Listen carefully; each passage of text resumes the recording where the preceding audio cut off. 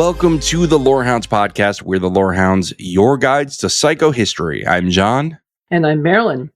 This is our coverage of Foundation on Apple TV Plus, Season 3, Episode 2, Shadows in the Math. If you want to get in contact with us, send an email to empire@thelorehounds.com or head to our Discord server from the link tree in the show notes. And if you like what you've heard and you want to support us or get ad-free and bonus content, check out the same link tree in our show notes for our Patreon and Supercast subscription options. Marilyn. John. We're back. We're back with another episode. I didn't watch ahead this time, so now I can really speculate. I didn't either. Very good. Well, you were good both times. I'm only disciplined. Good this time. You're always good, John. Don't worry about it. Tell me about your thoughts on this episode.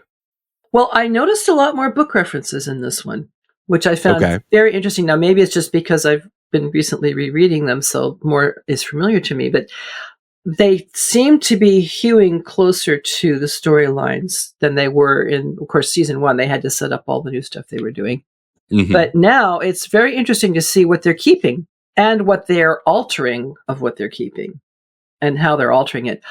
I really like it, but I realize there may be some people that are not happy with it. So we'll see. That's interesting. You know, I'm reading Foundation and Empire right now, and I just got to the part where the Mule section starts and Beta is introduced and all that. So yeah. I'm starting, I think by next week, by the time we record next, I think I'll be able to talk more fully about Foundation and Empire. Yeah. Well, that is, of course, where a lot of this is picking up from now. So right. That's perfect. So we're focused on part 2 because it's the book split up into 2. Part 2 of Foundation and Empire is really the focus of this season, it seems like. Seems that way. Yeah. Does very definitely. Cool. Anyway, go on. Yeah, such creativity still. It's just really so fun to see the things they come up with. Although there's one or two that I have caveats with, which I will mention in the following program. And I love the little conundrum they present us. So I have to ask you, John, did you see the missing belly button? I did not. We'll come to it. Yeah, bring it up when it comes up in the plot. I will definitely do that. Yeah, they're doing a really good job, I think, with handling the multiple threads. You know, they have like 3 or 4 different plot lines running at once. And so far, I've liked where they've transitioned. I've liked how they've woven things in. And again, it'll be interesting to see how they continue to weave these things together. Although, again, in this episode, there is one significant piece of evidence of that at the very end, which we'll talk about when we get there. Yeah. And it was a rather unexpected development to me, but from a book perspective, it was kind of satisfying. You're talking about the ending, right? Yeah. Yeah. So, what about you? Yeah, I too was really taken by surprise with that ending. I'm really liking the Mule. He is a very interesting character. I know you didn't like the brutality of him in the first one, and I can agree it was a little much, but I think in this episode it really showed that, like, one, he's not going to just waste people for no reason, right? And in general, maybe in the first episode he did. But I think you could make a case that he did, yes. But he's really interesting the way here he shows, like, I don't want to expend all this effort, and I don't have to. I can make you feel like you're part of this, right? And this is something that fascist regimes do all the time. It's also something that abusive partners do, right? Is try to make you get your hands dirty so that you feel like you're in cahoots. In cahoots. Yeah, that's a good way to put it. Yeah. So that you're culpable now. Which is probably one of the reasons why I dislike it so intensely. But it's good writing, right? Like it's so well written. It's written well, but it's a horrible concept, and I'll stand by that. But we'll talk. He's a villain. Let's see. Well, we wait till we get to this point because I do have some things to say. Period. Okay. All right. Fair enough. I'm very curious as to what's happening with Harry and Calais, especially because I have no idea. Like, that feels like the most outlandish thing right now, and I want to know what's happening. For sure. Very interesting what's happening there. For sure. I really like the politicking between the different Empire characters. I like that all of them are not one-dimensional. All of them have these different facets. Like Dusk has this kindly conciliator, and yet the conciliator is building a bomb. that's going to the Death Star, basically. Like, come on, all right, it's the Death Star. Can we just be honest about that? Thank you. It's a little bit of a ripoff, but that's all right. How many weapons like that can you have, right? And Day, I thought, was really humanized in this episode. The way he really shows empathy towards his friend in that moment, and says, I wish there was something I could do. Even Empire, and this is something that happens in the books that doesn't happen in the show, is that there's like a sickly Cleon, right? And the sickly Cleon, they make the point, Asimov makes the point, like even Empire, even an emperor has to deal with illness. Can't, an emperor can be all powerful and yet be ill. And this is Empire here saying, I wish there was something I could do about your daughter here. I like that in the gambling scene. Okay, you have to bring that up. Oh, yes. Where he's talking to his friend in the gambling scene. Yeah, I'm with you now. Yeah. And also the way that he won't lengthen Dusk's time, right? He's like, I can't stop us from degenerating sooner. Yeah, no, that was pretty dramatic, wasn't it? Yeah, I thought that was very dramatic, but also I think interesting that he made, honestly, probably the wisest choice based on this worldview, and didn't go for the easy way out, right? Right. No, and it also gave me some entirely new insight in what it's like to live within the bodies of this, whatever you want to call it, this clone existence. And I think last season it really emphasized how much the clones are really just puppets of Demerzel, and they know that now. Oh yeah, and that comes up very clearly in this episode, doesn't it? Right. Anyway, I'm just really liking all this stuff. I'm not sure how I feel about Gale and the Second Foundation right now. That seems to be the shakiest plotline for me. Yeah, I think we'll get there. They're making it out of almost entirely whole cloth. So yeah, I just don't know what's going on there. It could end up being good. I just don't have enough there yet to tell. Sure. No, I think, as with the previous two seasons, they're much more focused on Empire, and to some degree, it's easier to focus on Empire because the things that make the Second Foundation are more difficult to convey in a visual medium. When you think about from the books, most of what we get about the Second Foundation, it's all mind-to-mind communication. Well, I don't know much about the Second Foundation, but I guess we'll let's stay away from the book spoilers for now. Fair enough. I will tell you, I was talking to Alicia because she has access to the screeners too, in case she needs to sub in. Good. She watched the first episode and she was saying how she last season didn't like she didn't like season 2 as much as season 1 because she felt like all the plot lines were a lot more separate. Not converging into one location. And I don't know if I agree with that critique, but that's her critique. And I thought to myself, like, I think it's actually going to converge really well in this season. This seems to be all melding into one climax. I agree. And again, the nexus being the mule. Right. The mule. And I really like that the mule is not a crisis, that the mule is something unto itself. Right. An aberration. Right. I like that a lot. Well, why don't we get right into the episode then? Let's do it. 50 years ago, on Ignis, the Second Foundation awakens Gale and Harry. The two leaders decide to split the Foundation into two teams, one to help overcome the third crisis, and the other to defeat the Mule. Needing more time awake to train the Mentalics, Harry remains awake while Gale is put back into cryosleep. So, old man Harry's coming up, but for now, what do you think about this? Did Harry make the right call to sacrifice himself so that Gale could live? Well, we'll find out, won't we? I guess so. I can certainly see why he did it. And because this is so completely different from what we get from the books themselves, it's entirely right. Goyer and the showrunner's game to win or to lose. So I'm just following along, and I'm really interested to see how are they going to handle this. I loved all the ritual elements of the Awakenings, which won't surprise you and probably won't surprise listeners who've heard me before. Right. You do host a podcast about that. I do host a podcast about rituals, although it's in the context of the Rings of Power. So, seeing the first Awakenings was an excellent way of showing how stark that third awakening was, when there were only 2 people left to greet the sleeper.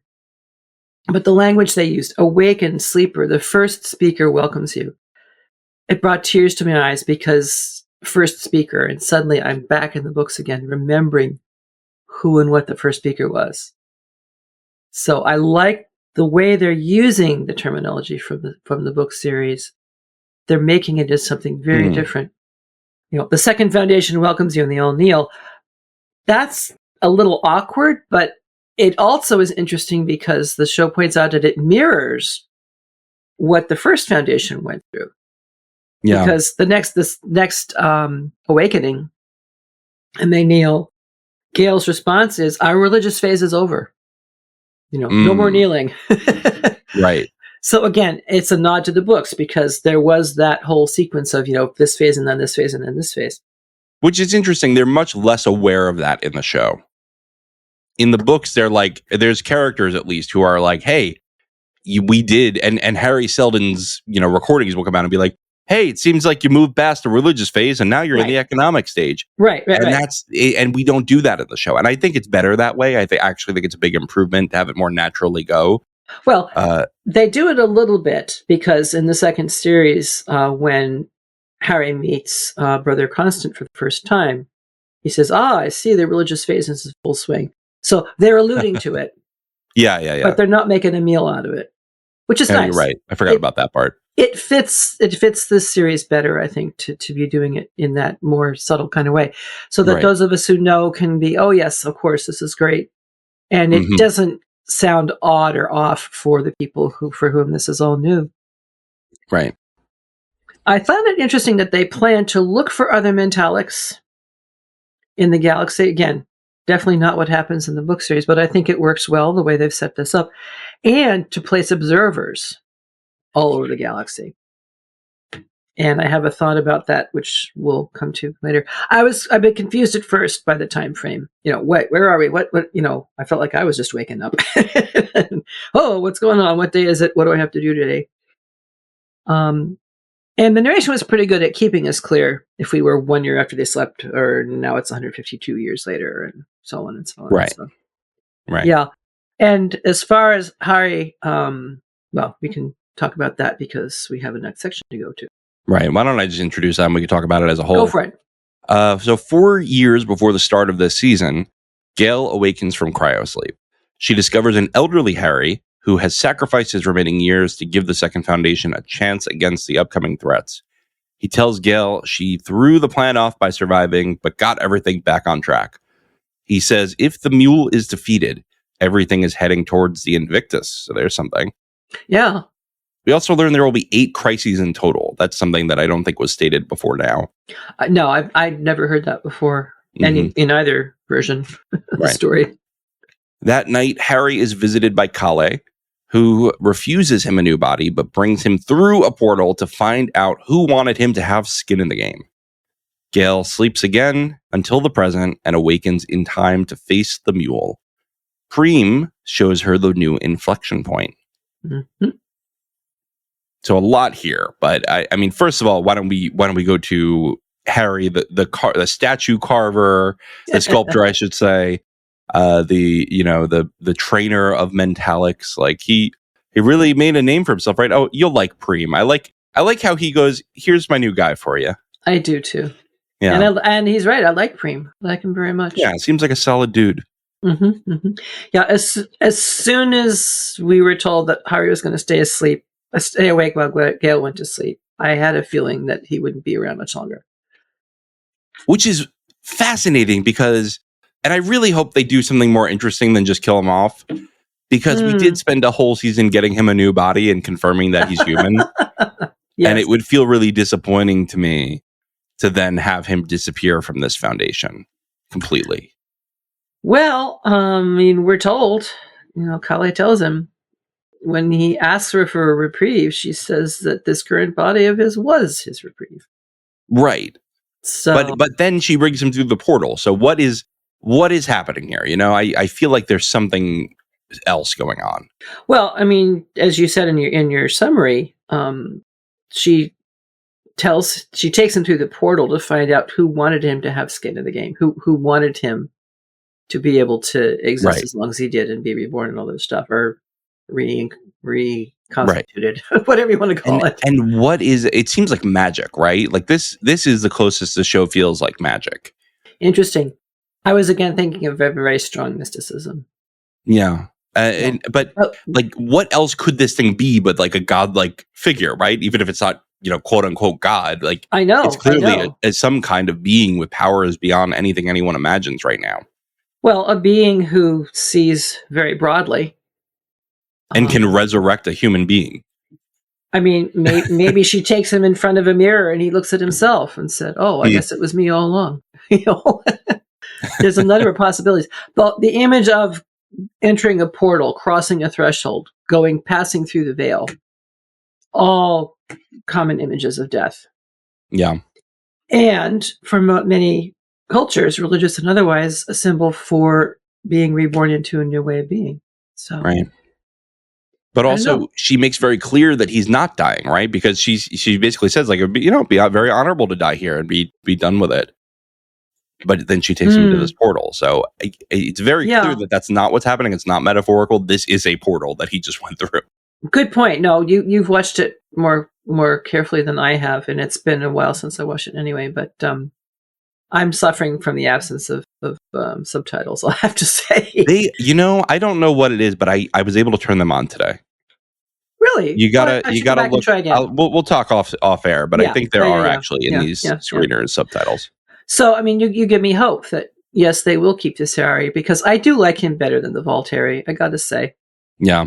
He seems, like you said, like we were talking about, he has skin in the game, right? And so it gives him more heart, where the other Harry feels like some kind of chess player treating humans as pieces. Well, and also the fact that he turns to sculpting, to me, that's a very human occupation, creating art. Of himself, too. Of himself. Well, but of course. But creating art, from within yourself and so forth, it's not something that a computer can do. I mean, a computer can regenerate, but original creation, as it were, is, I think, a sign of humanity of some kind. I've loved watching his relationship with Gale develop over time, and have some pretty high highs and some pretty intense lows. But throughout it, I think they've always known how much they need each other. Yeah. And now Gale's going to be there all by herself.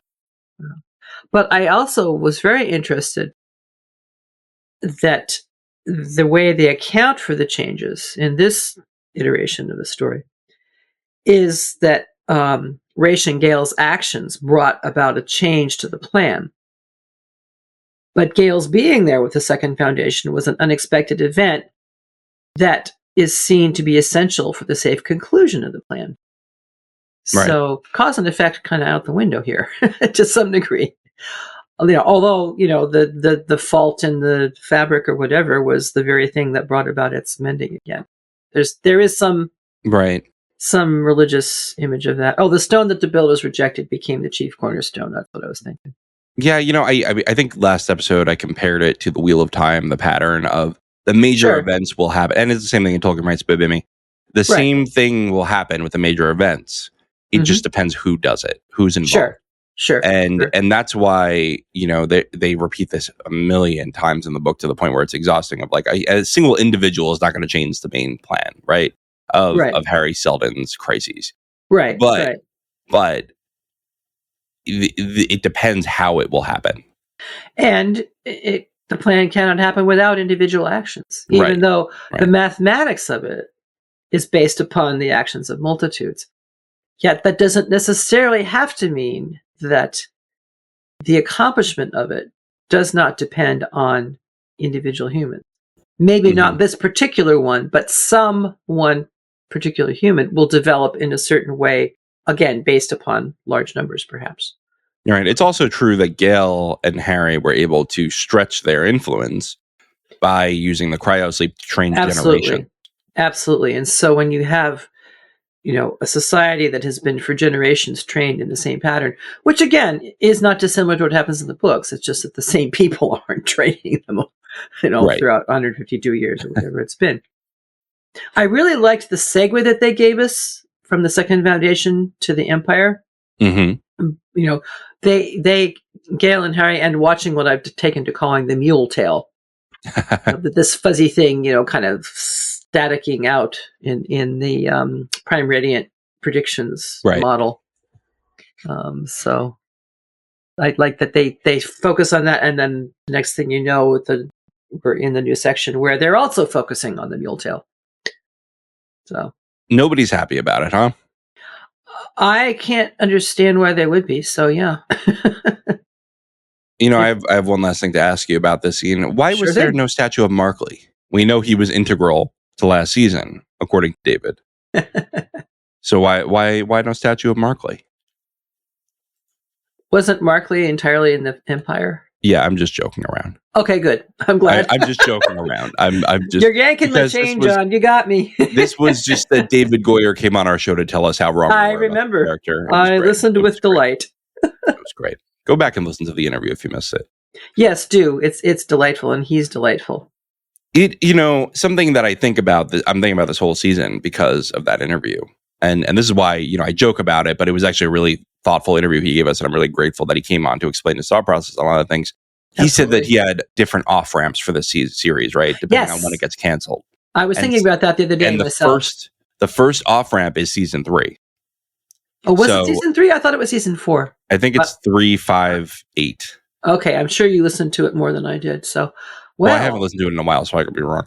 But there's a transcript of it. I should probably look it up. But I think that that's really interesting because I think we're going toward a really satisfying conclusion here, whether it gets renewed or not. And I think it will get renewed because we did just get a new showrunner, didn't we?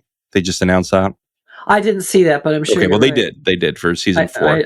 I trust you. I trust you. And I could see them. I mean, they put all the pieces in place so that if they really truly did the horrible thing of denying them a season 4, there could be a fairly reasonable wrap up. There is an off ramp. I really hope they don't do that. Although, I hope so too, and I don't think they're going to. But I like the idea that there is an off ramp here. Yes, because I think it will be a very satisfying finale. Well, it's like having airbags or seatbelts, or there's a backup plan if you need it. Right, exactly. If there is a loss of oxygen, your oxygen mask will drop down from the ceiling. If there is a loss of season 4, your conclusion will drop in from the last episode. I'm sorry. I'm just being silly. All right, well, we are going to drop out of our plane right now to take a quick break.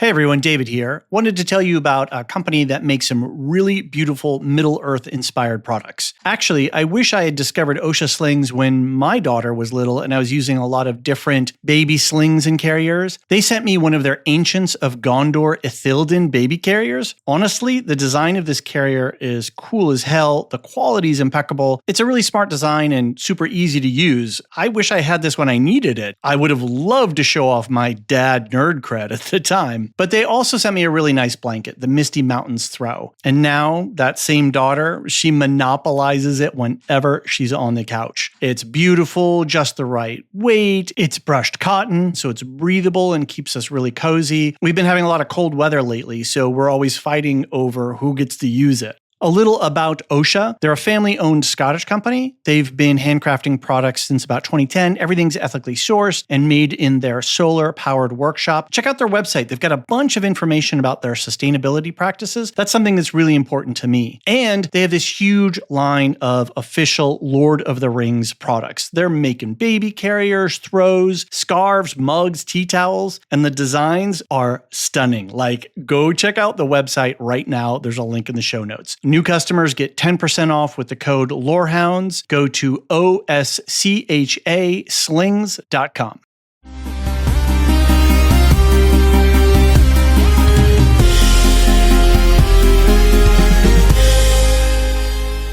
On Trantor, Demerzel and the Cleons observe the inflection point which she tells them is not fixable with psychohistory. Day plays the nihilist, and Dusk pleads for his life, which ends in 10 days. Demerzel tells him she has no agency in it. Later, Day gambles with his family heirlooms. He confesses to Song that the end of the dynasty is coming soon, and says he wants to go with her to Mycogen. I think I'm saying that right. Looks good to me. Dusk apologizes to Day and asks him to extend the lifetime of Dusks, as the previous Day had shortened it due to earlier waning. Yeah, something just occurred to me. This is where Demerzel just becomes this fascinating nexus. She says that it's not fixable with psychohistory. Psychohistory is profoundly mathematically based. A computer could generate out all possible whatevers and come to that conclusion. But can she, as a positronic robot, include this unpredictable human side? Already this crisis has happened because of an unpredictable event. A sport, or if you will, which is what the genetic difference is often called, just this genetically completely unexpected human being. Is not the opposite also true? That there could be, a common everyday human being who would also, just by this one individual choice, manage to save it all. And because she is not able to calculate for that or keep that in account, she's making this absolute prediction. I think that's exactly right, though. I think you're proving her point, is that psychohistory would say the whole movement has to be working against this threat. But she's saying the movement's not doing anything about this. This is going right towards the third crisis. Mm-hmm. And like you say, we need an ordinary person, or perhaps a group of super people like the Mentalics, to come in and defeat the villain, right? Defeat this aberration. Well, I have to be careful what I say here, because I know what happens in the third novel. I know how it is worked out. I'm not at all sure that that's how they're going to do it here, for a variety of reasons. But I still think, because of the way they're showing this contrasting idea of, Demerzel, the positronic robot who tears open her chest to store the prime radiant, and Demerzel, the being who needs to consult with a priestess because she's having an existential crisis. Mm-hmm. I don't know that many robots that have existential crises. I certainly know true. Humans who do. I mean, in the Asimov novels, every robot who witnesses a violent act kind of has an existential crisis.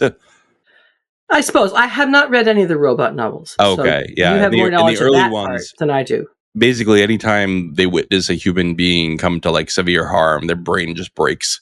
They're like, we just can't do it. You can maybe rehabilitate them, but yeah, they actually do have these crises themselves. Well, I guess that's what she might have been referring to in episode 1.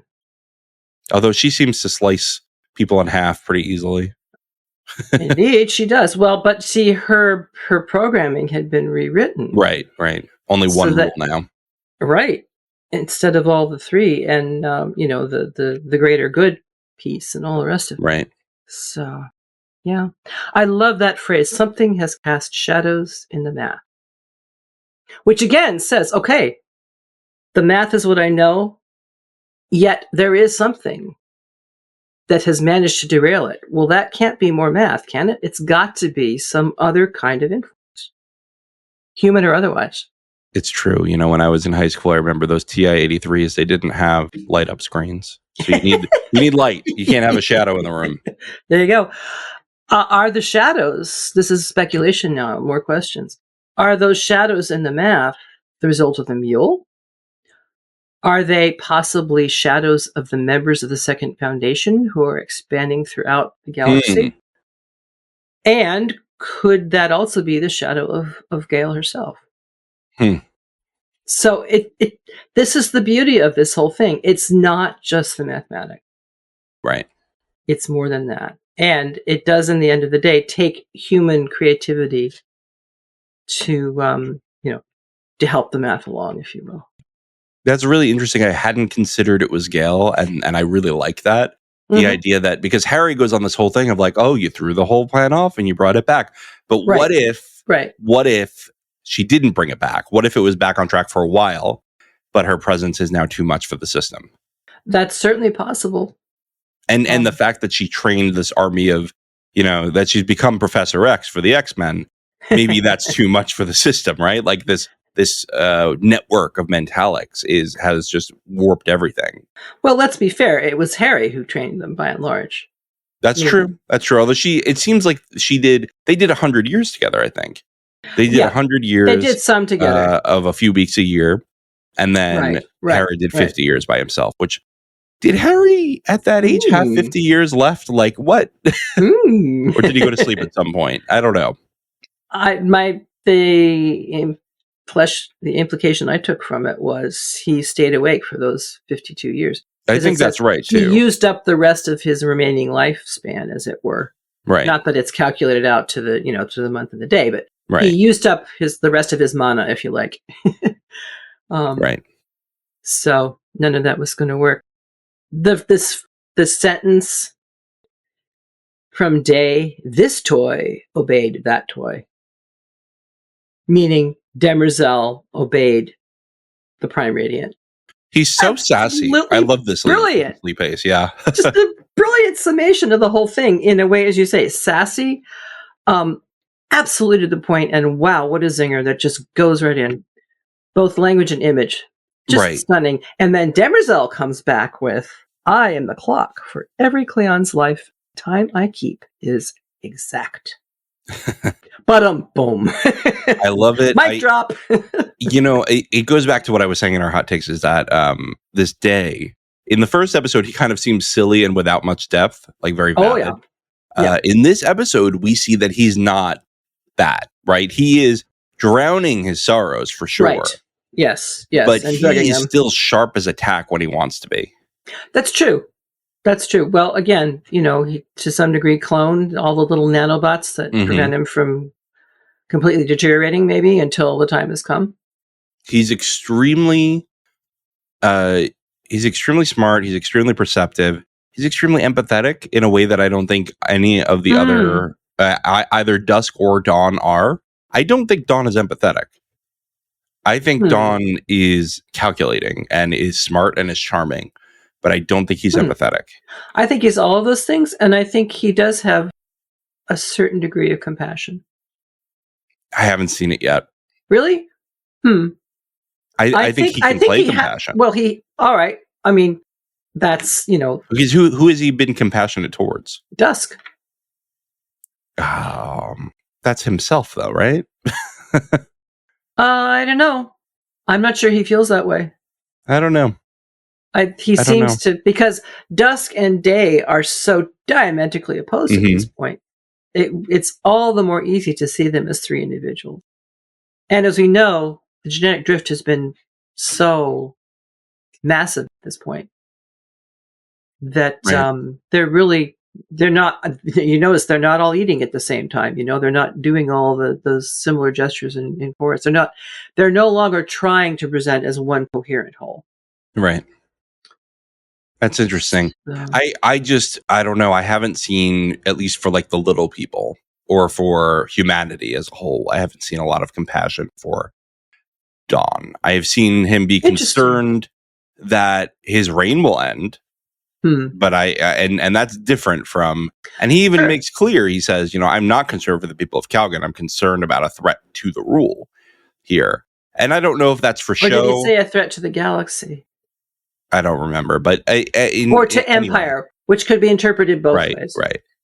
I'm concerned with threats to Empire, i.e., the survival of this massive construct of human beings and planets versus, these three clone beings who are really one supposedly, but not anymore. I'm sorry. There's just been too much genetic drift. They are as individual as they can be. Right. I think.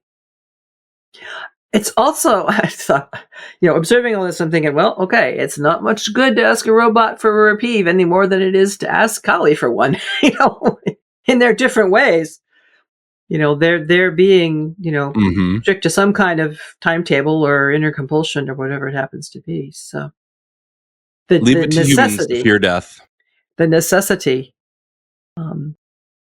Yeah, well, there's a distinction there. I'm not afraid of dying, but I mean, I'm not afraid of being dead, but I'm not looking forward to the process. Doesn't sound very fun, does it? Well, it all depends on how. There's all so many different ways, but I think we're drifting, if not genetically now at this point, off the course of things. And then, when Dusk asks Day to adjust the thread, meaning to change the time of ascension procedure that is coming, basically let him extend his life beyond the 10 days. Day's demonstration that such a request is impossible, he slits his arm from the wrist to the elbow and watch the nanobots heal himself, thus proving the reality of their artificiality. Ooh, you're rhyming. I know, isn't that clever? I like it. The fact that they have these inner perceptions of themselves, I think now, as individuals, but they are still these artificial constructs, or they certainly don't have what one might call a full human experience, but they're feeling more and more human on the inside. And this is where my belly button joke came in. There's one scene in particular where it is shown beyond shadow of a doubt, because of where his loincloth has slipped to, that Day does not have a belly button. I don't doubt it. They have a good attention to detail with that kind of thing in this show. Right.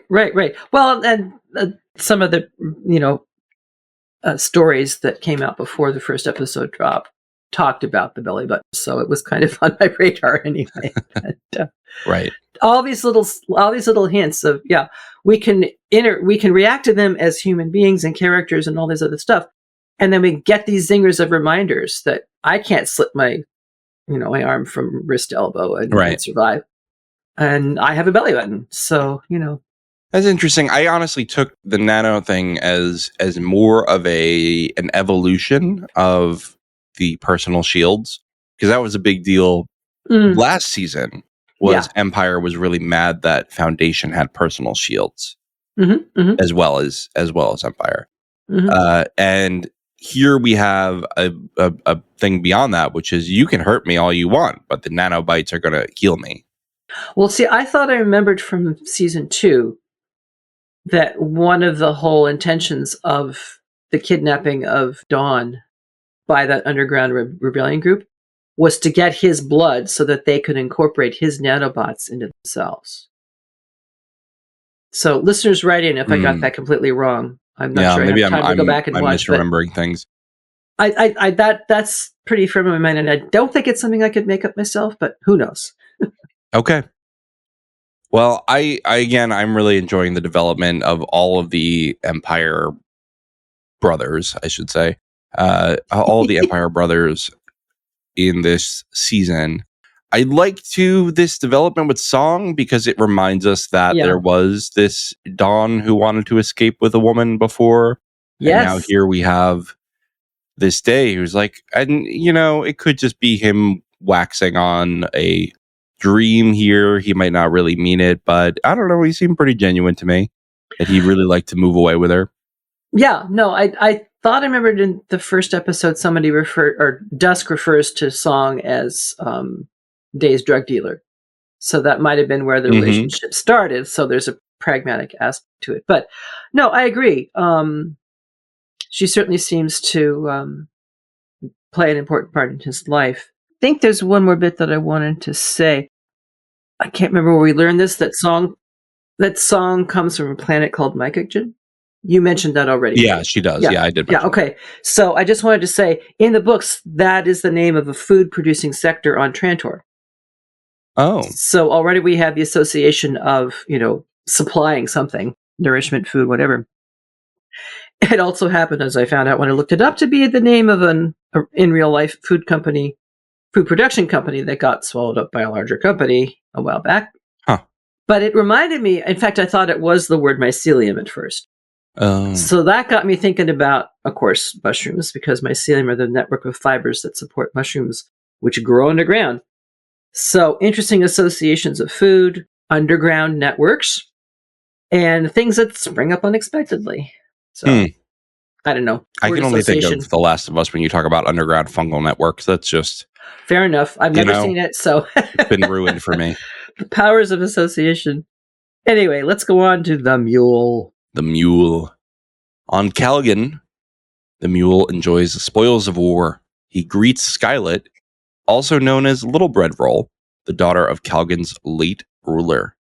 The mule compels her to hold a gun to her head and implicates one of the bystanders in giving the final countdown, demonstrating that he only needs to control key players, not whole populations. I thought this was a brilliantly done scene. More than anything! I thought that was great, right? It was brilliantly done. It was absolutely horrible. I mean, yeah, but that's what you need, horrific. Right? Well, can't all be sunshine, or if there's no conflict, what are we going to do here? I'm not saying that, John. Don't overstate my case here. I know. I'm straw manning your argument a little bit here. Yeah, well, take your straw man outside and turn it into mulch, okay?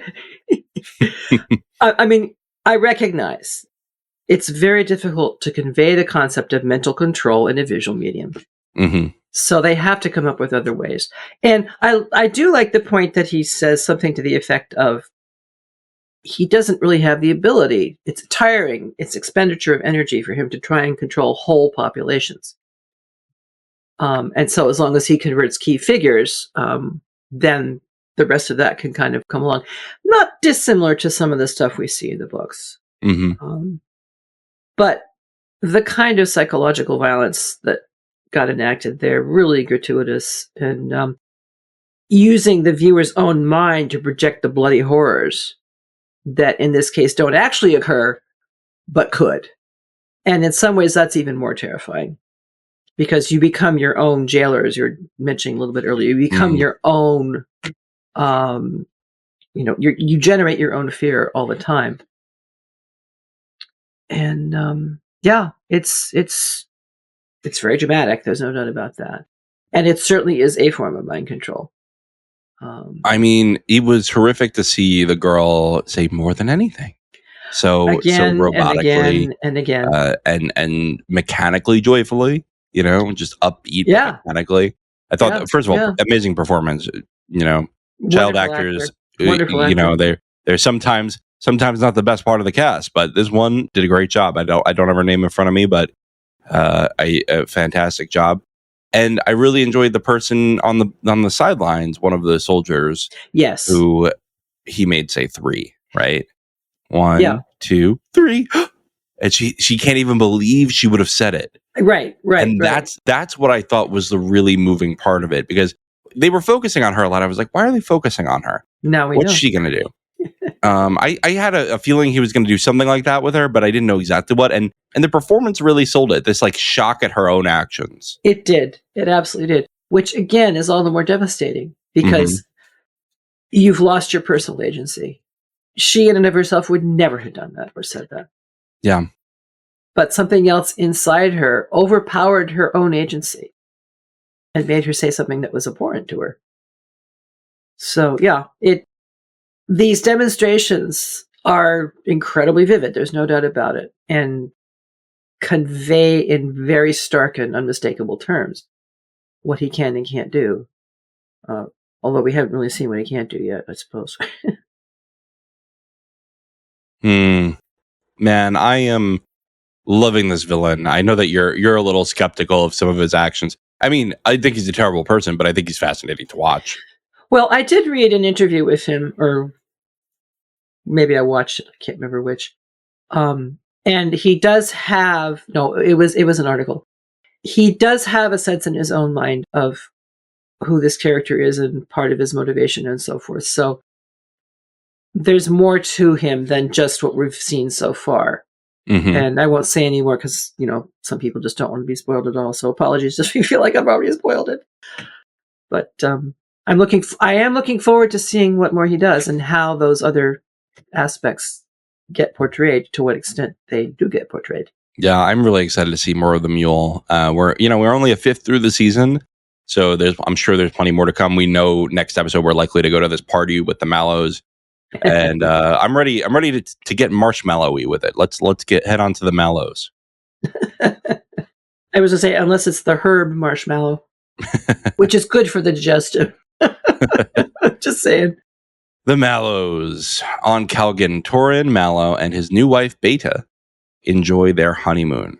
They are interrupted by Han Pritcher, who implores them to infiltrate the Mule's upcoming party.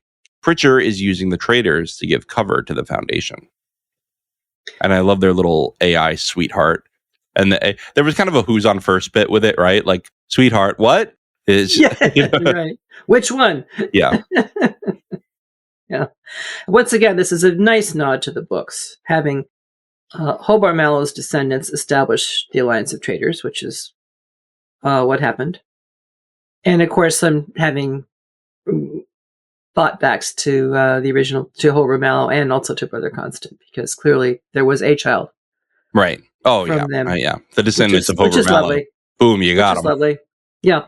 And that the current Mallow, his name is Torin, I wasn't sure if it was, but his uncle is also one of the traitors, which is also per the books. So that's nice.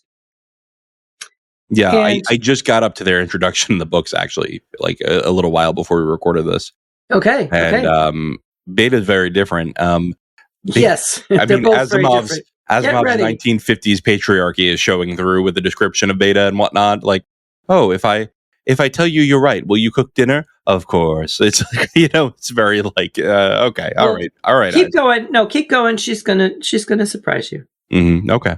Enough said. I mean, she's already showed a lot of agency in the couple chapters that I've read with her. Exactly. It's just even with that agency, she's still colored by Isaac Asimov's, biases. It's very interesting. Well, how could she not be? Right. Right. And she's a foundationer in the books. It's never really clear to me if she is also a foundationer here. But the resemblance comes to an abrupt halt. These are party kids interested in sybaritic pleasures, and they don't really seem to be terribly concerned about the mule and what he's doing. Unless they're putting on a stupendous act. But, why put on an act when you're by yourself with your robot? No, I think they're going to have a similar journey to their ancestor Hobart, whereas they're kind of forced to care. Yes, I think Show so Hobart, too. Yeah. And it's interesting that they've gotten invited to one of the mule's parties. I'm wondering why. Well, it sounds like the mule wants to, there are people in our real world who we know a lot of what they want is to just be respected by what they see as their peers. Who don't see them as peers, right? I suppose. There's that whole thing like you can't buy class, right? Like, and here we have the mule.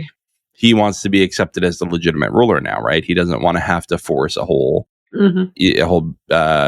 aristocracy to accept him. He wants anybody with money, anybody with influence to come here and kiss the ring.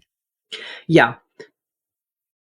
Okay, I can't say any more about the difference between this and the books, but... And I hope he cleaned the ring, my God. Jeez. Ick. And having Han Pritcher arrive here is very interesting in the manner and the way it happens. So, again, familiar faces, familiar themes, and so forth, and I'm liking them. And because of the changes they've already made, I'm enjoying watching how this retelling of the story works in so many details, but also given the changes, how they're going to, arrive at the same end of the arc as the books do. Or maybe they won't. Who knows? I could see them going. I mean, they already have diverged quite a lot. So yeah, I'm totally fine. I'm not tied to these books at all with the show. I know. You haven't lived with them for several decades. I know, but like some of us. I just mean, I think this is, it took me a while to let go of the Wheel of Time show, diverging from the books. I'm sure it did. And that diverges quite a lot less. This is, but from the beginning, I think the show has been honest with us in the fact that it is not a retelling, but a reimagining. Oh, yeah. So that's why I am much less attached to this one than I am in a lot of other adaptations. And I'm content with that. And it's also interesting to see, again, the change over time. How did Asimov convey Beta's agency? How will the show convey Beta's agency? Mm-hmm. And will that reflect the gender relations of the times? Right. Yeah, this will be a really interesting plotline. There's not a lot to say here. It's just very charming couple here. Just right off on their honeymoon. think that's when I like that they were like, oh, it's an old custom honeymooning. It's yes, funny. Exactly. Yeah. We even got married. Yes, we know it's not many do it anymore, but what the heck? Yeah. Ready to wrap up the episode with Foundation and Empire. Let's do it. See what I did there? Oh yeah, I did. I named it after the book, this section. I appreciated your nod. So dusk arrives to prepare for dawn's ascension, as he will be acting in place of day. He gives Dawn words of encouragement and promises him a gift. It is a gift. Dusk sees to the preparation of that gift, the Navacula, a black hole bomb, which can kill a planet. Dawn and Dusk meet with Foundation Ambassador Quent for drinks, except Dawn isn't a drinker. Dawn expresses concern about the mule. Dusk assures him that he'll be prepared. Quent pushes Dawn, who says he is concerned about people like that mule, people like the mule, with abilities. Dawn locks himself in a room and opens a comlink to Gale, who says, it's time to make yourself useful, Empire. Bum, bum, bum. Oh, man. So, first of all, it's the Death Star. I think we can just move on from that. And I was very disappointed in that. Yeah, I would have liked something more creative. I guess there could still be something interesting with it, because this quote stuck with me. Dusk asks, is that everything gone? And he said, nothing is gone. It remains, but forever changed. Yeah, I noticed you brought that up, and it is a good thing to remember. I also felt there was more than a shade of the Oppenheimer syndrome in that technician was describing the whole thing to Dusk. I mean, shades of the A-bomb, right? It's a deterrent. No one ever uses deterrence. But I think I'm right in saying that I'm confused, because the Invictus was mentioned very early on in the beginning. Did he say that they found the old Invictus and they used its black hole technology to create this new black hole creator? I didn't fully follow the tech here. Yeah, to be honest with you. I think that's true. But listeners, please write in and clarify for us if you are so inclined. And it circles the beast, right? Why? I mean, there was a lot of poetic language here that made the science very wibbly wobbly to me. Well, actually, you're right. That is a good cover for Wibbly Wobbly, isn't it? But again, that was what led me to think Oppenheimer, and it's beautiful. What's his name in Rogue One says when he finally sees the Death Star effects coming towards him, he says, no, Saw. It's beautiful. Yeah. No, not Saw. The guy who oversaw the entire project. Oh, Krennic. Thank you, Krennic. Yeah. Yeah, this whole thing about Empire and Foundation making nice with each other is quite interesting. That is really interesting. I have no idea what's going to come from it. This is the kind of plot cliffhanger that I really like, is because exactly that tells me exactly what's happening, but not exactly how it's going to happen. And that's a really interesting. Right. It's again, game changers versus cliffhangers. That's a game changer to have Empire and Second Foundation working together. Yes, and so covertly too. I mean, to end with that whole thing, right? Quite the jarring connection. Although Quent, I think, has some suspicion. Yeah, because she says, "Gosh, you know a lot of things. I'm not altogether certain how you know them, particularly since the Foundation doesn't know them." But Dusk also knows them, and I don't think Dusk is involved in this partnership, so I have no idea. I don't think Dusk knows about the communication with Gale. Right. Yeah, I have no idea how Dusk has his sources. Who knows? I will say, Dusk lurking in the corner going, "Oh, you'll be prepared," is a little bit too supervillainy for me. Like, I was like, Quent, turn around, look this guy in the eye and be like, all right, what's going on, buddy? Seriously. It did sound very vengeful, didn't it? Yeah. I mean, oh, you'll be prepared. Like, it was even like in a supervillain tone. He should have a white cat that he's just stroking. A white fluffy cat. Yes, poor white cats. They get a bad rep. The white cats, the black cats. You got to be something in between. Yes, a mixture is always best. But what's interesting again about the whole Death Star plot Dusk insists that Demerzel knows nothing about it. I would be profoundly surprised if that's true. Agreed. But, he put it out there, so we can say, all right, fine. Demerzel might not let him know that she knows anything about it, but that doesn't mean she knows nothing about it. Of course she wouldn't. You don't show your whole entire hand until it's time to lay down cards. I wondered if it was the ominous example of Day that led to Dawn deciding not to drink. That could be. I mean, look what it led to, right? I have family members whose parents were alcoholics and would not touch a drop of alcohol their whole life.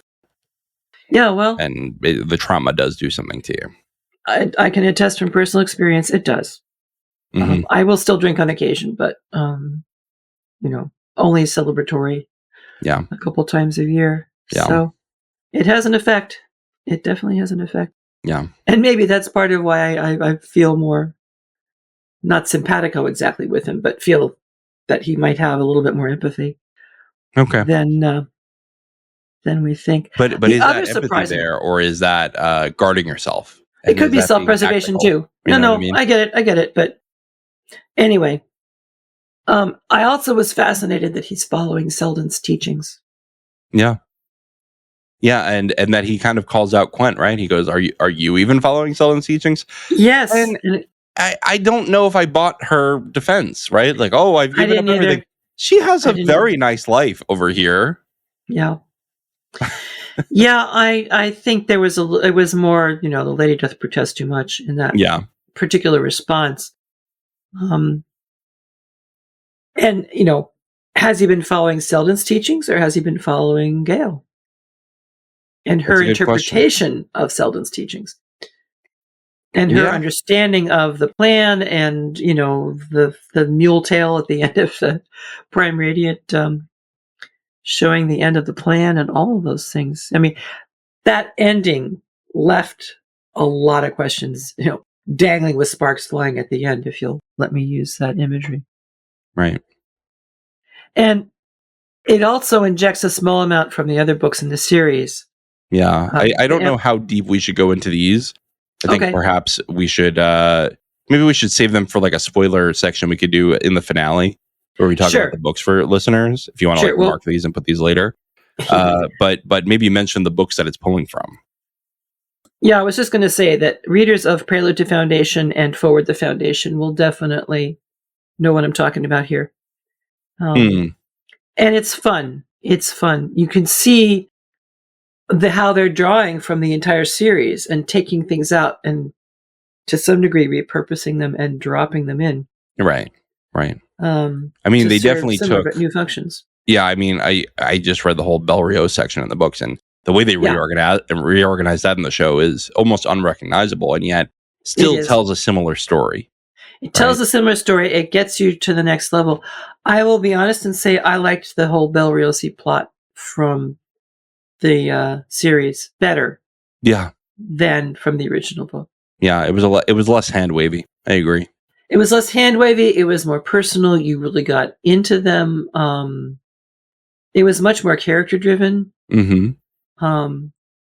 You kind of lose the echo of the Roman Empire, the Roman emperors, and their generals, which is what Asimov was drawing from. Right. Oh, and also that scene where Day was drinking and drugging with his generals. Again, very Nero, like, slumming with the guys or whatever, even as he felt that these were his best friends in the world. Right. Because their whole commitment was to, keeping him alive. Not that that's a big problem if you happen to be a Cleonic clone, as we've seen demonstrated more than once. Right. But, and as you said, Day showing a bit of empathy. So sorry that I can't do anything for your daughter. Good stuff. Yeah. Well, any other thoughts on this episode before we wrap it up?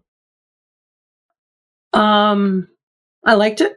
Me too. It was good. It's left us with some interesting questions, some possibilities, and I certainly have faith in them still that they're going to bring this off, and I accept the mule as they have created him.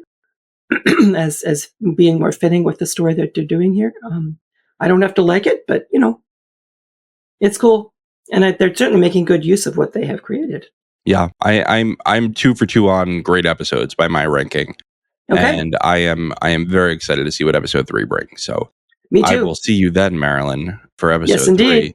For now, let's talk about what else is going on the network. We'll wrap it up, Murderbot, or we did wrap up Murderbot last week. By the time you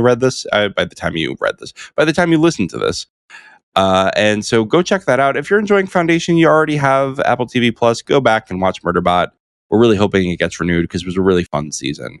And it told a really heartwarming story. Marilyn, I think you would actually like it. It's not actually as much violence as you would think for a show of that title.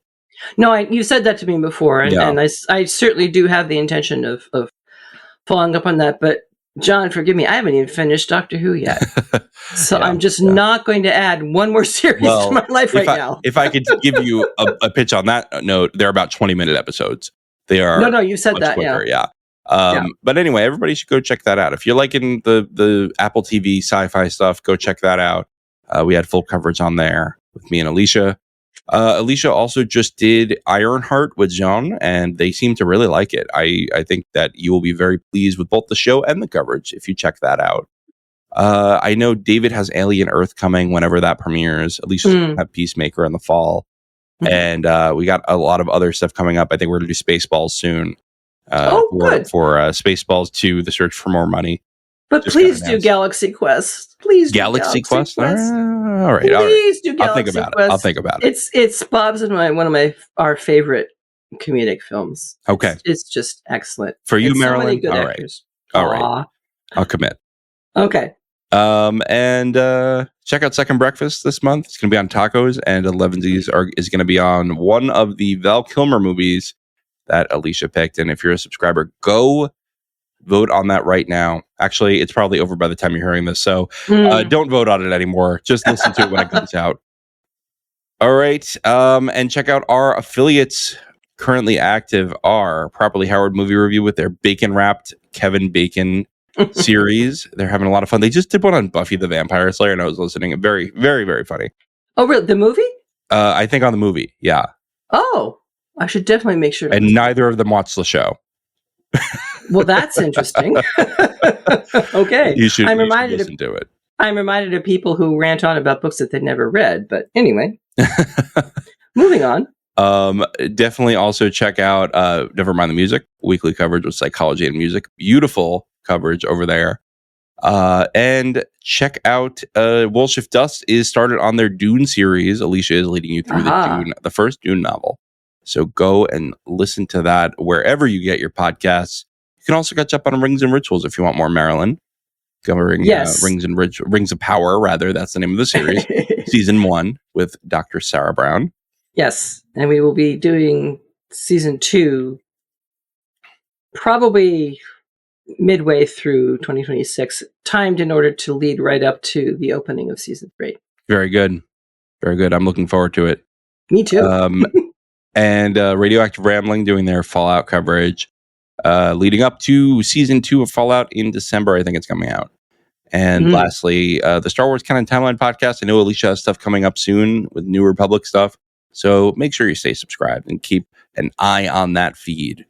For now, I want to thank our Discord server boosters, Aaron K, Tiller the Thriller, Dork of the Ninjas, Duve71, Athena A, Tina Lestu, Nancy M, Ghost of Partition, and Radioactive Richard, and our lore masters, Sam Martian, Michael G, Michelle E, Brian P, SC, Peter OH, Adam S, Nancy M, Duve71, Brian 8063, Frederick H, Sarah L, Gareth C, Matthew M, Sarah M, Andra B, Kwang Yu, Deadeye Jedi Bob, Nathan T, Alex V, Sub-Zero, Aaron K, Deli V, Mothership 61, Gnarls, Kathy W, Lestu, Jeffrey B, Elisa U, Neil F, Ben B, Scott F, Stephen N, Julia F, Kali S, Ilmariel, /Tim, Paul K, Bobby C, and Adrian.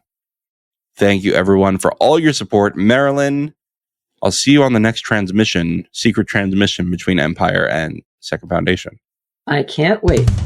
The Lorehounds podcast is produced and published by The Lorehounds. You can send questions and feedback and voicemails at thelorehounds.com/contact. Get early and ad-free access to all Lorehounds podcasts at patreon.com/thelorehounds. Any opinions stated are ours personally and do not reflect the opinion of or belong to any employers or other entities. Thanks for listening.